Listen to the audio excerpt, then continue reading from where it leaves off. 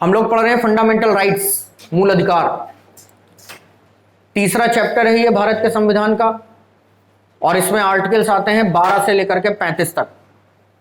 6 प्रकार के मूल अधिकार आपको दिए गए हैं, जिनमें 14 से 18 तक राइट्स ऑफ इक्वालिटी, 19 से 22 तक राइट्स ऑफ फ्रीडम, 23 और 24 में राइट्स अगेंस्ट एक्सप्लॉयटेशन, 25 से 28 तक राइट्स ऑफ रिलीजियस फ्रीडम, 29 और 30 हैं राइट्स ऑफ माइनॉरिटीज, और 32 है रेमेडियल राइट्स, संवैधानिक उपचारों का उपबंध। इसी क्रम में हम लोग फंडामेंटल राइट्स के अंतर्गत पहला चैप्टर शुरू कर चुके हैं, राइट्स ऑफ इक्वालिटी, जिसमें आर्टिकल नंबर 14 हम लोगों ने कल पढ़ भी लिया था। आज हम लोग 15 को पढ़ेंगे। 15 बेहद महत्वपूर्ण है, क्योंकि इसमें कुछ स्पेशल प्रोविजंस भी आते हैं और साथ ही साथ पिछड़ेपन की परिभाषा भी आपको यहीं पर मिलती है। लेकिन इससे पहले आपको लिखना पड़ेगा कि 15 है क्या। तो आप लिखेंगे राइट्स ऑफ रिलीजियस फ्रीडम, धार्मिक धार्मिक समानता के अधिकार, या इसको आप इस तरीके से लिख सकते हैं इक्वालिटी बिफोर रिलीजन। अगर कॉन्स्टिट्यूशनल लैंग्वेज में लिखेंगे तो आप लिखेंगे equality before religion. Article 15 deals with the equality before religion, धर्म के आधार पर समानता। इस अनुच्छेद का मतलब यह हुआ कि हमारे देश में किसी पब्लिक प्लेस पर, किसी स्कूल कॉलेज में, किसी शॉपिंग मॉल में, किसी मल्टीप्लेक्स में, किसी खेल के मैदान में या किसी बाजार में, अगर आपको आपके धर्म के आधार पर कोई डिस्टरबेंस हुई या किसी ने आपके धर्म को आधार बना के आपको वहां पे आने से मना कर दिया या आने से रोक दिया, तो इसे आपके मूल अधिकारों का हनन माना जाएगा। बस यही बात है कि हमारे देश में आप किसी भी धर्म के क्यों ना हो, कहीं भी आ जा सकते हैं, कुछ भी कर सकते हैं, और आपको एक इक्वल स्टेटस यहां पे मिलता है, जिसको हम लोग रिलीजियस स्टेटस मानते हैं। लेकिन अब सवाल यह उठता है कि क्या वास्तव में हमारे देश में धर्म के आधार पर सभी लोग समान हैं? तब आंसर हो जाता है नो, समान नहीं है। इसलिए समान नहीं है क्योंकि यहीं से शुरू होते हैं फिर अमेंडमेंट्स, और आर्टिकल 15 में मुख्य तौर पर 2 अमेंडमेंट्स हैं। पहला है 15(3) 15 सब क्लॉज 3, और दूसरा है 15(4) 15 सब क्लॉज 4। अगर आप पहली बार पॉलिटी पढ़ रहे हैं, प्रीवियस एक्सपीरियंस नहीं है, तो पहले यह समझिए कि जब भी किसी आर्टिकल को इस तरीके से लिखा जाता है तो इसका मतलब क्या होता है। यह होता है बेसिक आर्टिकल और यह होता है अमेंडमेंट। जब संविधान लिखा गया तो कॉन्स्टिट्यूएंट असेंबली ने ऐसी व्यवस्था करी कि भारत के संविधान को कभी भी बदला नहीं जा सकेगा। यह बात मैंने आपको कल भी बताई थी कि fundamental rights are not amendable under article 13। इसलिए जो 395 आर्टिकल्स हैं हमारे कॉन्स्टिट्यूशन में, उनको ना ही कभी बढ़ाया जा सकता है, 396 कभी नहीं किया जा सकता है, और ना ही कभी घटाया जा सकता है, 394 भी नहीं किया जा सकता है। लेकिन परिवर्तन समय की मांग है, आपको परिवर्तन तो करना ही पड़ेगा। अब एक कंडीशन हमारे साथ ये लागू हो गई कि हम आर्टिकल्स को घटा बढ़ा नहीं सकते, लेकिन अमेंडमेंट तो करना ही है। तो फिर हमने ऐसी व्यवस्था अपनाई कि जिस भी आर्टिकल में अमेंडमेंट करना है उसमें कोई नया आर्टिकल जोड़ने की बजाय उसी में एक सब क्लॉज जोड़ दिया। तो ये जो सब क्लॉज होता है, जो ब्रैकेट के अंदर लिखा होता है, इसको कहते हैं अमेंडमेंट, संशोधन। तो जब भी कोई अनुच्छेद आपको इस तरीके से लिखा मिले कि एक मेन आर्टिकल लिखा हुआ है फिर एक आर्टिकल ब्रैकेट में लिखा हुआ है, तो आप क्या समझ जाएंगे, ये कॉन्स्टिट्यूशनल अमेंडमेंट है, यहां पर संविधान संशोधन हुआ था। पढ़ेंगे कैसे? अंग्रेजी में बोलेंगे 15 सब क्लॉज 3, हिंदी में बोलेंगे 15(3). इसका मतलब क्या है? अनुच्छेद 15 में संशोधन संख्या 3। इसका मतलब क्या है? अनुच्छेद 15 में संशोधन संख्या 4। आ गई बात समझ में? तो आप लिखेंगे 15 sub clause 3, special provision for the women and the children including physical harassment. महिलाओं और बच्चों के लिए विशेष प्रावधान, और ब्रैकेट में आप लिखेंगे शारीरिक शोषण भी शामिल। क्या जरूरत पड़ गई महिलाओं को विशेष अधिकार देने की? लंबे समय से हमारे देश में महिलाओं की स्थिति सही नहीं रही। महिलाएं पिछड़ेपन का शिकार रहीं। गोत्र व्यवस्था प्रारंभ हो जाने के बाद स्त्रियों की दशा बहुत ज्यादा गिर गई थी। आजादी के पहले भी यही हाल था, आजादी के बाद भी यही हाल था। हालांकि अब बहुत ज्यादा सुधार हो चुका है और कहीं कहीं पे तो लड़कियां लड़कों से आगे निकल गई। अब लड़के बेचारे अपने आप को इंफीरियर कॉम्प्लेक्स में रखते हैं। अगर धर्म के आधार पर सभी को बराबर कर दिया जाएगा तो क्या औरतों को वो दर्जा मिल सकेगा जो मिलना चाहिए? नहीं। इसलिए हिंदी कंटेक्स्ट में एक लाइन आती है कि इन सब बातों के होते हुए भी, किन सब बातों के होते हुए भी, कि इस देश में धर्म के आधार पर सभी समान होंगे। इन सब बातों के होते हुए भी महिलाओं और बच्चों के लिए विशेष प्रावधान बनाए जाएंगे। There shall be special provision for the women and the children. लेकिन ध्यान रहे, there is no reservation. Reservation की कोई बात नहीं है, स्पेशल प्रोविजन की बात है, विशेष प्रावधान की बात है। और ये विशेष प्रावधान जो होंगे ये फिजिकल हैरेसमेंट से भी शामिल रिलेटेड हो सकते हैं। वर्क प्लेस पे अगर किसी महिला का फिजिकल हैरेसमेंट होता है तो उससे रिलेटेड भी प्रावधान यहीं पर बनेंगे। अब ये विशेष प्रावधान है क्या, ये भी एक सवाल है। तो इसको आप एक शब्द में समझिए कि article 15 sub clause 3 means ladies first. बात खत्म। इससे आसान तरीका नहीं हो सकता। हमारे देश में जो लेडीज फर्स्ट की कहावत है वो इसी अनुच्छेद के बाद आती है। अब लेडीज फर्स्ट का मतलब यह है कि आप बिजली का बिल जमा करने गए, बैंक में पैसा जमा करने या निकालने गए, लंबी लंबी लाइन लगाए खड़े हैं और कोई लड़की आई और बढ़िया आगे से एकदम गई और तुरंत उसने अपना काम कराया, चलती बनी। अब आप मुंह बनाए खड़े हैं। अंदर से फीलिंग भी आती होगी कि या तो हम लड़की ही होते और या लड़कियों को इतनी फैसिलिटी ना होती। हम अपनी छुट्टी करके आए, हम अपने नुकसान करके आए, लाइन में लगे हैं, वो मोहतरमा आई फटाफट काम कर गई। तो परेशान होने की जरूरत नहीं है, बस इसी को कहते हैं स्पेशल प्रोविजन। यही है 15(3). कॉलेज में पढ़ने जाओगे, लड़के की फीस 5,000 तो लड़की की फीस 3,500। यह है स्पेशल प्रोविजन। ट्रेन में टिकट बुक करनी है, लड़के हो नो टिकट, लड़की हो special coach for the women, ticket he ticket. यह है स्पेशल प्रोविजन। बाइक से जाना है, हेलमेट नहीं लगाए हो, पुलिस रोक के 4 डंडा मारेगी, चालान अलग करेगी। लड़कियां चली जा रही लहराती हुई without helmet. This is not special provision. कानून सबके लिए बराबर है, लेकिन वो लड़की है ना, तो लड़की को तो नहीं डंडा मार सकते, क्योंकि डंडा मारने के बाद स्पेशल प्रोविजन निकल आएगा, फिजिकल हैरेसमेंट। तो इस डर से कोई हेलमेट नहीं चेक करता, जबकि कानून एक बराबर है। इसीलिए फिर इस समस्या से निपटाने के लिए आप देख रहे हैं कि उत्तर प्रदेश सरकार ने पुलिस विभाग में लड़कियों की खूब भर्ती कराई और अब हर चौराहे पे 2 महिला कांस्टेबल मिलेंगी और लड़कियों को पकड़ पकड़ के चुटिया और फिर मारती भी हैं और हेलमेट भी लगवाती है। खैर, स्पेशल प्रोविजन की बात हम लोग कर रहे हैं। तो स्पेशल प्रोविजन क्या होते हैं, बात समझ में आ गई अच्छी तरीके से।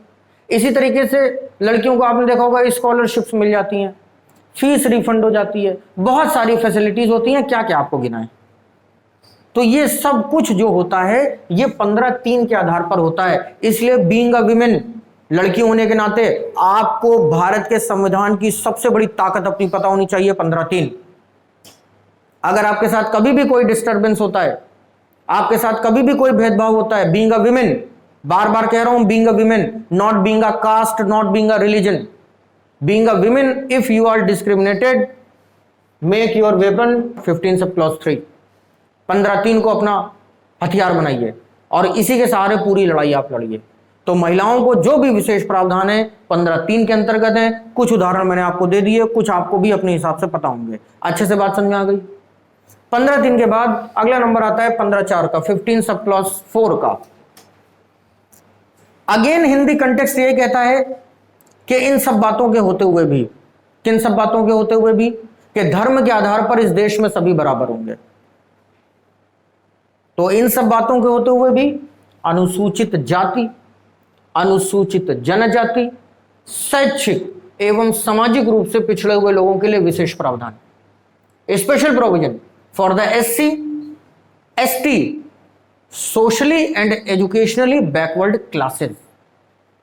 आप इसको ऐसे भी कह सकते हैं कि पिछड़े वर्ग के लिए विशेष प्रावधान जो आते हैं वो 15(4) में आते हैं। मैं दोहरा दूं, नो रिजर्वेशन, रिजर्वेशन शब्द का प्रयोग मैंने नहीं किया है, मैंने कहा है विशेष प्रावधान, स्पेशल प्रोविजन। आई बात समझ में?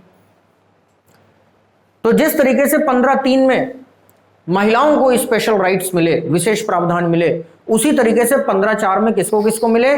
SC, पूरी SC कैटेगरी, ST, साथ ही साथ पिछड़ों को। तो जब आप इस आर्टिकल को पढ़ते हैं, इसकी लैंग्वेज को पढ़ते हैं, तो बड़ी खूबसूरत लैंग्वेज है कि सोशली एजुकेशनली बैकवर्ड क्लासेस। तो यहीं से, इसी अनुच्छेद से जन्म हो जाता है पिछड़ेपन की परिभाषा का।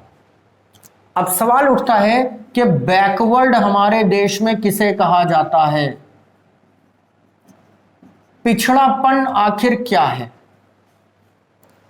दो लोगों को हमारे देश में पिछड़ा कहा जाता है। पहले वो जो शैक्षिक रूप से पिछड़े हैं, एजुकेशनली जो पिछड़े हैं, पढ़ाई लिखाई नहीं कर पाए हैं, और दूसरे वो जो सामाजिक रूप से पिछड़े हैं, जो सोशली पिछड़े हैं। सोशली का मतलब वो समाज में बहुत पीछे रह गए हैं, उनकी समाज में कोई पूछ नहीं है, उनको समाज में बराबरी का दर्जा नहीं है। अब ये बताइए कि अगर सोशली और एजुकेशनली बैकवर्ड लोगों की हम पहचान करने पे आए, एक कमीशन बनाएं, एक कमेटी बनाएं और उससे कहें कि आप जाइए और लगभग हर जिले में, देशभर में उन लोगों की पहचान कीजिए जो पिछड़े हैं, तो क्या इन पिछड़ों में दो ही जातियों के होने की ज्यादा पॉसिबिलिटी होगी, SC और ST? इसीलिए लाइन लिखी गई कि SC, ST and socially educationally backward classes. Clear? 15(4) में मुख्य बात आपने क्या सीखी? पिछड़ेपन की परिभाषा। आई बात समझ में? तो पिछड़ेपन की परिभाषा क्या है? किसे पिछड़ा मानेंगे हमारे देश में? जो एजुकेशनली पिछड़े रह गए या जो सोशली पिछड़े रह गए। क्लियर? एक सवाल, मान लीजिए कोई अपर कास्ट का है, ब्राह्मण है, क्षत्रिय है, सब्जी बेचता है, रिक्शा पुलर है, मजदूर है, दिहाड़ी वर्कर है या बेरोजगार है, कुछ नहीं करता है, छपरे में रहता है। तो अगर इसके स्टेटस को देखा जाए, जाति तो ऊंची है, अपर कास्ट है, लेकिन रिक्शा चलाता है बेचारा, सब्जी बेचता है, अभाव में रहता है, खाने को नहीं है, तो क्या इसको एक इकोनॉमिकली बैकवर्डनेस कहा जा सकता है? क्या ऐसे व्यक्तियों को आर्थिक रूप से पिछड़ा कहा जा सकता है? कहा जा सकता है ना। लेकिन 15(4) की परिभाषा में क्या आर्थिक पिछड़ेपन को पिछड़ापन माना गया? नहीं माना गया। तो क्या यह जस्टिफिकेशन है? नहीं है। अब यह वैदिक काल तो है नहीं कि ब्राह्मण है तो पुरोहित ही होगा, ब्राह्मण है तो शिक्षक ही होगा, ब्राह्मण है तो राजा का दाहिना हाथ ही होगा। यह वैदिक काल तो नहीं है। अगर यह वैदिक काल होता तो जरूर क्षत्रिय है तो राजा ही होगा, क्षत्रिय है तो प्रशासक ही होगा, क्षत्रिय है तो सेना में अधिकारी ही होगा। अब ऐसा तो नहीं होता है। क्षत्रिय बेचारा फावड़ा लेके गड्ढा खोद रहा है और ब्राह्मण बेचारा सब्जी बेच रहा है। लेकिन वो एक जो आइडियोलॉजी थी वो नहीं बदल पाई। तो लंबे समय से, करीब करीब 50 साल से हमारे देश में ये मांग उठ रही थी कि जो पिछड़ेपन की परिभाषा है उसको बदलने की आवश्यकता है और इसमें एक नई कैटेगरी को शामिल किया जाना चाहिए जिसको कहा जाएगा आर्थिक पिछड़ापन, इकोनॉमिकली बैकवर्डनेस। तो क्या आप लोग इस बात से सहमत हैं कि हमारे देश में आर्थिक पिछड़ेपन जैसी कोई चीज होनी चाहिए कि नहीं होनी चाहिए? कुछ सालों पहले आपने सोशल मीडिया पे बहुत सारी कैंपेन्स भी देखी होंगी कि आरक्षण सिर्फ गरीबों को मिलना चाहिए। तो आम आदमी की भाषा में यही तो कहेंगे इसको कि गरीबों के लिए विशेष प्रावधान, गरीबों के लिए आरक्षण। लेकिन अभी आरक्षण का मतलब क्या है? अभी विशेष प्रावधान का मतलब क्या है? केवल एजुकेशनली एंड सोशली। आप सामाजिक रूप से पिछड़े हैं क्योंकि आपकी जाति नीची है, लेकिन आप हैं करोड़पति और आपको रिजर्वेशन है। दूसरी तरफ आप सामाजिक रूप से अगड़े हैं क्योंकि आप ब्राह्मण हैं, लेकिन बेचते हैं सब्जी, तो आपके लिए कोई विशेष प्रावधान नहीं। तो क्या ये दो अलग अलग पैरामीटर्स हैं? लंबे समय तक आंदोलन हुए, किसी सरकार ने कुछ नहीं किया, और फाइनली जो प्रेजेंट गवर्नमेंट है इसने इसमें सुधार लाए और मोदी जी ने अनुच्छेद 15 को बदल दिया। कॉन्स्टिट्यूशनल अमेंडमेंट बिल लाया गया और एक नया अनुच्छेद जोड़ा गया जिसको कहा जाता है 15(6), 15 sub clause 6। Context same, constitutional language same, बस लिखा क्या गया? इन सब बातों के होते हुए भी, किन सब बातों के होते हुए भी कि इस देश में धर्म के आधार पर सब बराबर होंगे, आर्थिक रूप से पिछड़े हुए लोगों के लिए विशेष प्रावधान। तो what is the language of the 15(6)? Special provision for the economically weaker sections of the society, और इसी को आम बोलचाल की भाषा में आप लोग कहते हैं EWS। सर्टिफिकेट बनवाए होंगे ना आप लोग भी EWS का, अगर जनरल कैटेगरी है तो। अगर हैं जनरल कैटेगरी आप तो EWS सर्टिफिकेट बनवा लीजिए एज सुन एज पॉसिबल, क्योंकि इस समय बहुत फायदा मिल रहा है। अभी नया कानून तो ज्यादा फायदा मिल रहा है। तो 15(6) deals with the EWS category. Language क्या लिखनी है? Special provision for the economically weaker section of the society. Clear? अब ये संविधान संशोधन संख्या क्या थी? संविधान संशोधन बिल नंबर क्या था? Constitutional amendment bill, constitutional amendment number, ये आपकी जिम्मेदारी है। हालांकि इसके ऊपर भी एक वीडियो लेक्चर पड़ा हुआ है, आप देख सकते हैं, लेकिन ये आपकी जिम्मेदारी और ये करंट अफेयर भी है। ठीक है, तो यहां से EWS कैटेगरी का भी समाधान हो गया। अब जरा एक बात बताइए, सरकार ने कैसे पहचान करी कि कोई भी व्यक्ति आर्थिक रूप से पिछड़ा है? इसका कुछ ना कुछ पैरामीटर होगा ना। तो इनका भी वही पैरामीटर है जो SC ST का पैरामीटर है, लेकिन इस पैरामीटर के बारे में चर्चा हम लोग आर्टिकल 16 के अंतर्गत करेंगे। तो 15 की पूरी कहानी यहां से समाप्त होती है, पिछड़ेपन की पूरी कहानी यहां से समाप्त होती है। अगर कोई डाउट है तो पूछ लीजिए। अब आगे चर्चा करते हैं 16 की। 16 एक बहुत बड़ा आर्टिकल है, इसका इंट्रोडक्शन मैं आपको आज दे दूंगा, और इसका जो डेप्थ एनालिसिस है वो हम लोग अगली पॉलिटी की क्लास में करेंगे। 16 तो सबसे पहले आप लिखेंगे इसमें 16 की जो लैंग्वेज है वो है इक्वालिटी। हम लोग राइट्स ऑफ इक्वालिटी पढ़ रहे हैं ना 14 से 18, तो 16 में भी तो इक्वालिटी होगी। Equality in the matters of public employment, लोक सेवाओं में समानता का अधिकार। Equality in the matters of public employment, लोक सेवाओं में समानता का अधिकार। अब ये एक खूबसूरत कॉन्सेप्ट है, जरा समझिए। सर्विसेज या सेवाएं हमारे देश में दो प्रकार की हैं। पहली सर्विस का नाम है डिफेंस सर्विस, और दूसरी सर्विस का नाम है पब्लिक सर्विस। इसको हिंदी में कहते हैं रक्षा सेवा,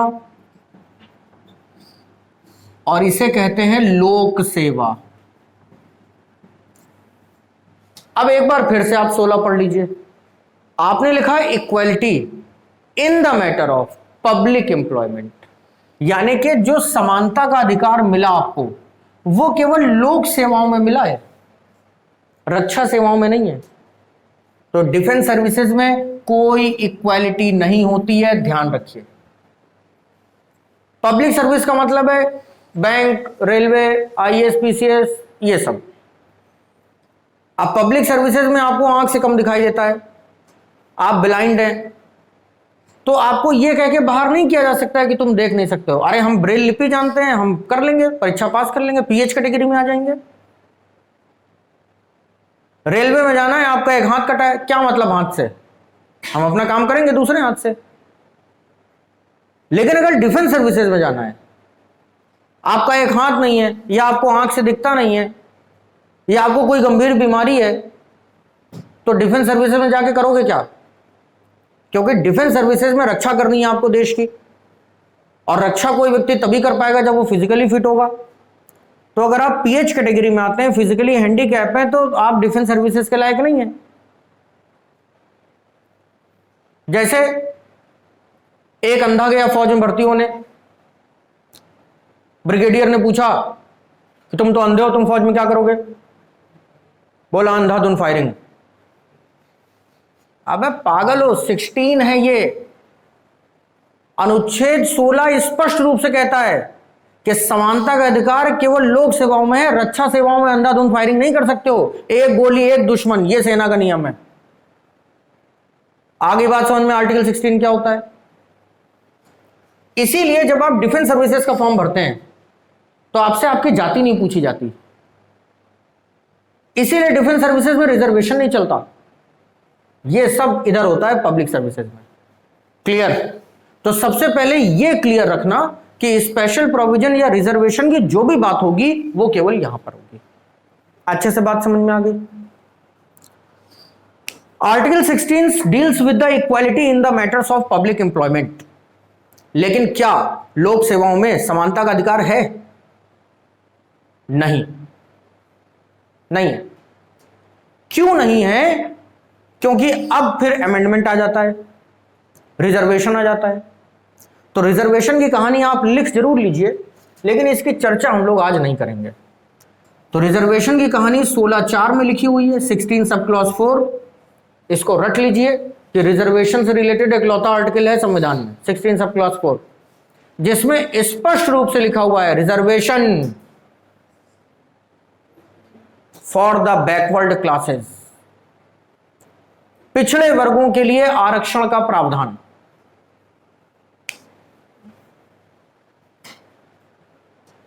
तो यहां से मिला रिजर्वेशन, पिछड़े वर्गों के लिए आरक्षण का प्रावधान। पिछड़ेपन की परिभाषा तो आ गई ना समझ में।